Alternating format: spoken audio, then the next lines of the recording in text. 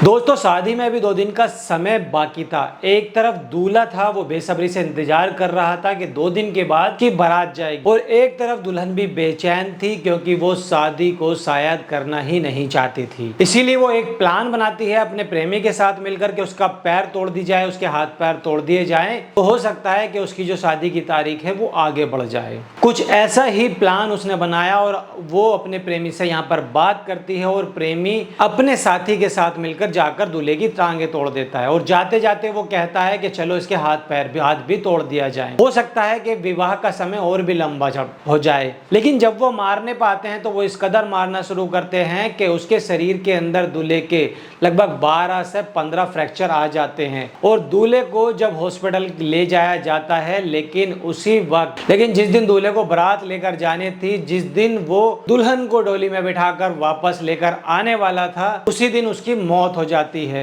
और उसी दिन उसके घर से बारात की जगह अर्थी जाती है। और जब ये घटनाक्रम होता है तो परिवार सदमे में आ जाता है और जब ये पूरे घटनाक्रम की जो कहानी है पूरे सोशल मीडिया पर जाती है, न्यूज़ चैनल के माध्यम से सबको पता चलती है, तो लोग यकीन नहीं कर पा रहे थे कि आखिरकार इन महिलाओं को, इन औरतों को आखिरकार क्या हो गया है। कभी औरैया, कभी मेरठ, कभी लखनऊ, कभी बनारस, हर जगह से इस तरीके की जो घटनाएं हैं वो निकलकर सामने आ रही हैं। दोस्तों कैसे हैं आप लोग? मैं इमरान मलिक। आज की जो सच्ची घटना है ये मैं आज आपको सुनाने जा रहा हूँ। ये जो सच्ची घटना है यह हरियाणा का एक जिला पड़ता है फरीदाबाद, और वहीं का एक इलाका लगता है बल्लभगढ़, और ये जो इलाका है सदर थाना क्षेत्र, वहाँ पर एक जगह पड़ती है IMT गोलचक्कर। दरअसल एक लड़का जिसकी 2 दिन के बाद में बारात जाने वाली थी, वो बल्लभगढ़ से खरीदारी करके अपने घर वापस आ रहा, और तो जैसे ही वो IMT गोलचक्कर के पास में पहुंचता है, क्योंकि वो एक बहुत ज्यादा खुशनुमा माहौल में था और वो बहुत आराम आराम से अपनी गाड़ी चला रहा था, और अचानक ही उसकी गाड़ी के सामने एक और गाड़ी उसके सामने आकर रुक जाती है। और जैसे ही गाड़ी उसके सामने आकर रुकती है तो वो भी रोक लेता, और वो इंतजार कर रहा था कि आखिरकार वो गाड़ी वहां से हटेगी और वो वहां से निकल जाएगा। लेकिन वो लोग वहां से गाड़ी नहीं हटाते हैं और वहां से कई लोग निकलते हैं, और किसी के हाथ में बेसबॉल बैट था, किसी के हाथ में डंडा था, और किसी के हाथ में लाठी थी, और किसी के हाथ में चैन थी, और किसी के हाथ में हथौड़े थे। और ऐसे ही उतरते ही सबसे पहले वो उस अकेले लड़के को जो गाड़ी में बैठा हुआ है उसे रोकते हैं, और रोकने के बाद उससे कहते हैं कि तू बाहर निकल। जब वो बाहर नहीं निकलता तो उसकी गाड़ी पर वो हमला करते हैं, और अचानक वो लड़का गाड़ी से बाहर निकल आता है। और बाहर निकलने के बाद उसके साथ मारपीट की जाती है बेइंतहा तक। देखते ही देखते उसकी दोनों टांगों को पूरी तरीके से तोड़ दिया जाता है ताकि वो खड़ा ना हो सके और लंबी समय तक वो हॉस्पिटल में भर्ती हो जाए। जबकि वो चीख चीख कर कह रहा था कि भैया मेरी यहाँ पर गलती क्या है, मैंने तो कुछ भी नहीं किया है, मैं तो चुपचाप आराम से जा रहा था, लेकिन आखिर क्या वजह है। लेकिन वो कह रहे थे कि हम तुम्हें हॉस्पिटल पहुंचाना चाहते हैं, लंबे समय तक तुम्हें आराम कराना चाहते हैं। यहाँ तक उन लोगों का मन नहीं भरता है और वो यहाँ तक उसकी टांगे नहीं तोड़ते हैं, और ताकि उसके हाथ भी तोड़ देते हैं, और साथ ही साथ सर पर भी इतनी गंभीर चोट मारते हैं कि मार कर उसको पूरी तरीके से अधमरा कर देते हैं। और अधमरा करने के बाद जितना मन कर रहा था उस तरीके से उन्होंने मारा पीटा, और मारने के बाद वो लोग यहाँ से चले जाते हैं, और जाते जाते वो गाड़ी पर भी उसकी तोड़फोड़ करते हैं। हमला करने के बाद में चले जाते हैं। अब यहाँ से एक व्यक्ति जा रहा था, और व्यक्ति को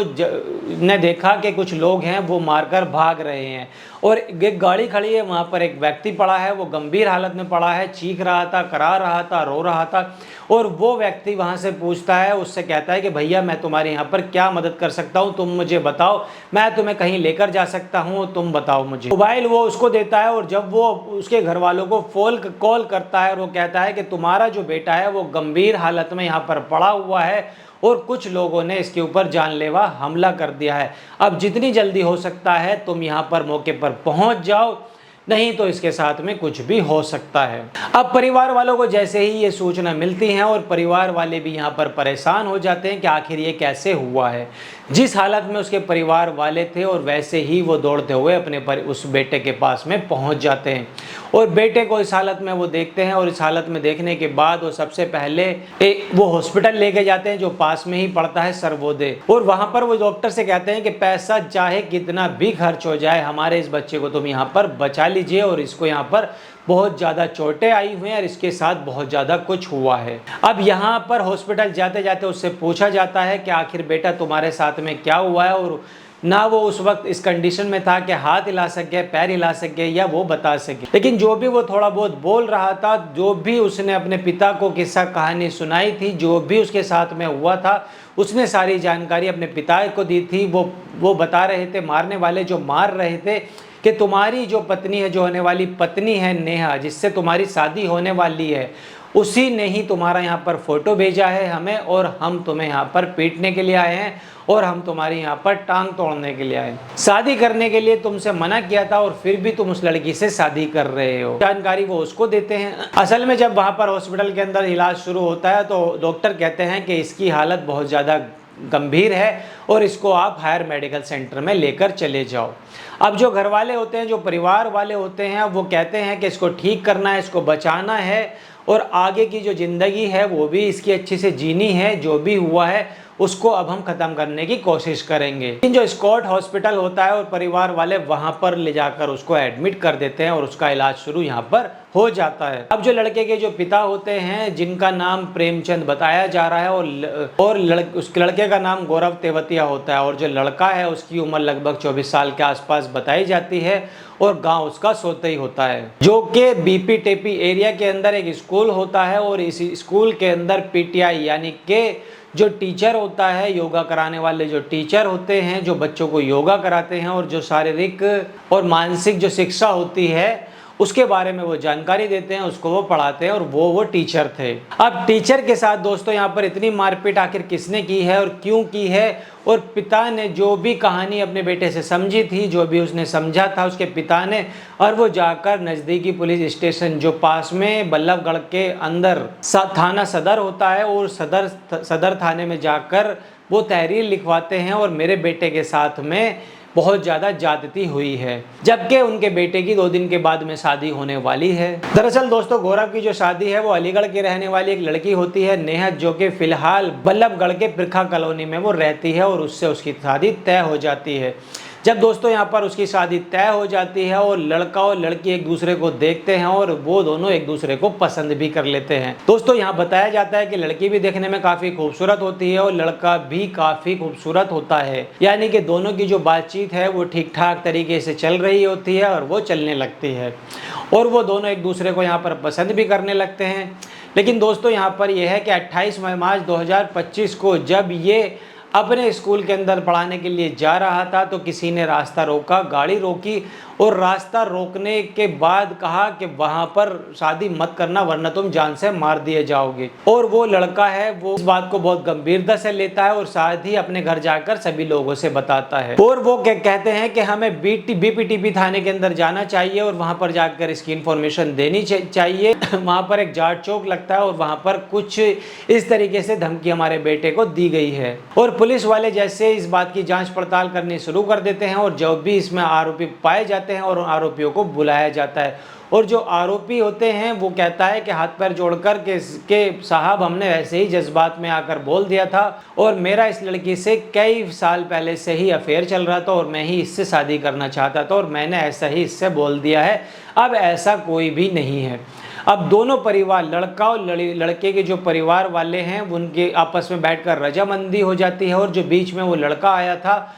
और वो लड़का भी रास्ते से यहाँ पर हट जाता है। अब सब कुछ यहाँ पर नॉर्मल हो जाता है, शादी की जो तैयारी है वो चलने लगती है और एक तारीख यहाँ पर तय करते हैं 15 अप्रैल 2025 की, कि इस तारीख को हम सगाई लेकर आएंगे, लगन होगा यहाँ पर, और सगाई होने के बाद ये जो सब कुछ है, जो भी अपनाना है, जो कि लेना देना शादी के अंदर चलता है, वो पूरी तरीके से हो जाएगा। और दोस्तों इसी बीच में जो लड़की की जो माँ होती है वो लड़की के पास में जाती है, और लड़की दोस्तों बताया जाता है कि देखने में तो बहुत खूबसूरत होती है और साथ ही खुश भी होती है। लेकिन लड़की की माँ को डाउट ये भी था कि ऐसा ना हो कि जिसने धमकी दी हो कि वो ऐसा ना हो कि उसको कोई नुकसान पहुंचा दिया जाए। वो लड़की से जाकर कहती है कि अगर बेटा कोई भी बात है, अगर मन में कोई भी ऐसी बात है तुम्हारे, अगर कोई तुम्हारे ऊपर लग रहा है कि ज़बरदस्ती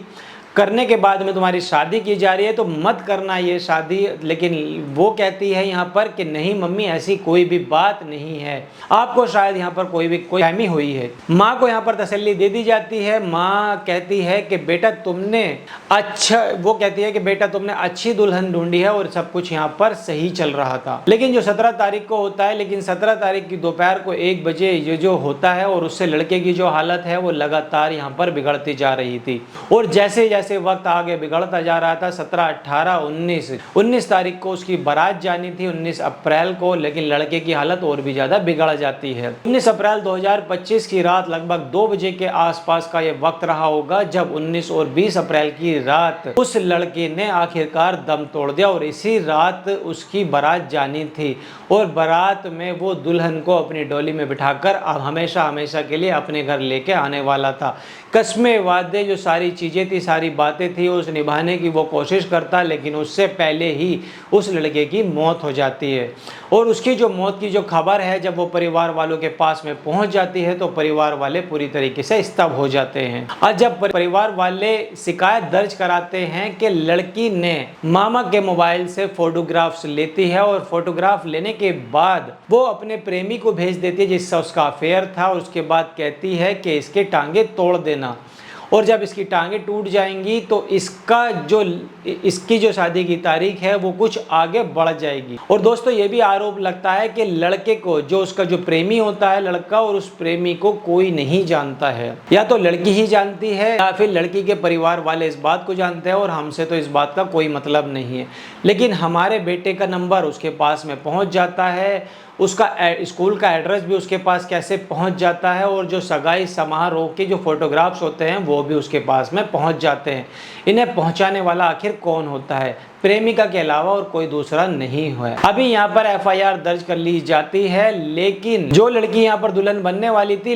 नेहा, वो प्राइम सस्पेक्ट यहाँ पर जरूर है, लेकिन पुलिस इस मामले की जांच पड़ताल यहाँ पर कर रही थी। और साथ ही जो सौरभ नागर है जिसमें इस कांड के अंदर मारपीट की जो प्रेमी है, जो इसी के गाँव का रहने वाला है, और उसका एक साथी के सोनू होता है जो कि घिरोटा बागपत का रहने वाला है, लेकिन काफी समय से वो इसी गांव में वो रह रहा था। और इन्होंने ही मिलकर उसके ऊपर हमला किया था, और ये बताया जा रहा था कि हमला करने वाले में 5 लोग शामिल होते हैं और 5 के खिलाफ ही यहाँ पर FIR दर्ज कर ली जाती है। दोस्तों पुलिस इस मामले की जांच पड़ताल यहाँ पर कर रही थी, और जांच पड़ताल करने के बाद यदि प्रेमिका का नाम भी यहाँ पर सामने आता है और प्रेमिका भी इस मामले में उतनी ही दोषी होती है जितना ही प्रेमी भी इस मामले में दोषी होता है, जिसकी वो गौरव की दुल्हन बनने वाली थी, यानी कि वो भी दोषी यहाँ पर बताई जाती है। और उसके बाद में प्रेमिका की जो जिंदगी है वो भी बद से बदतर होना तय माना जा रहा है। जो सौरभ नागर है जिसने उस लड़के के ऊपर हमला किया था गौरव के ऊपर, वो पहले से ही शादीशुदा बताया जाता है और पिछले 4 साल से उन दोनों के प्रेम संबंध चल रहे थे, लेकिन लड़की वालों ने कहा था कि वो सब कुछ पहले ही खत्म हो चुका है। अब आगे की जो जिंदगी है वो प्रेमिकी की जो जिंदगी है वो सलाखों के पीछे गुजरेगी। यानी कि अगर प्रेमिका जो अगर बनने वाली जो दुल्हन थी अगर वो सलाखों के पीछे नहीं भी जाए तो उससे आखिर शादी कौन करेगा, क्योंकि उसके माथे पर पहले ही एक कत्ल का इल्ज़ाम आ चुका है। और वाकई ये अपने आप में एक सोचने वाली बात है, परेशान करने वाली यहाँ पर बात है। दोस्तों ये जो पूरा घटनाक्रम है इसको सुनाने का, इसको बताने का केवल एक ही उद्देश्य है कि आखिरकार देश के अंदर ये चल क्या रहा है। एक के बाद एक अलग अलग शहरों से इस तरीके की घटनाएं आ रही हैं, कैसे लड़कियां एक के बाद एक कत्ल कर रही हैं या फिर करा रही हैं। तो ये सोचने वाली बात है, इसके ऊपर भी सरकार को कोई कानून लेकर आना चाहिए। दोस्तों इस पर आपकी क्या राय है मैं आपसे जानना चाहता हूं। जो भी आपकी राय है हमें कमेंट करके बताइए। वीडियो कैसी लगी वीडियो को लाइक कीजिए, चैनल को सब्सक्राइब कीजिए। तब तक मिलता हूं अनदर वीडियो में। जय हिंद।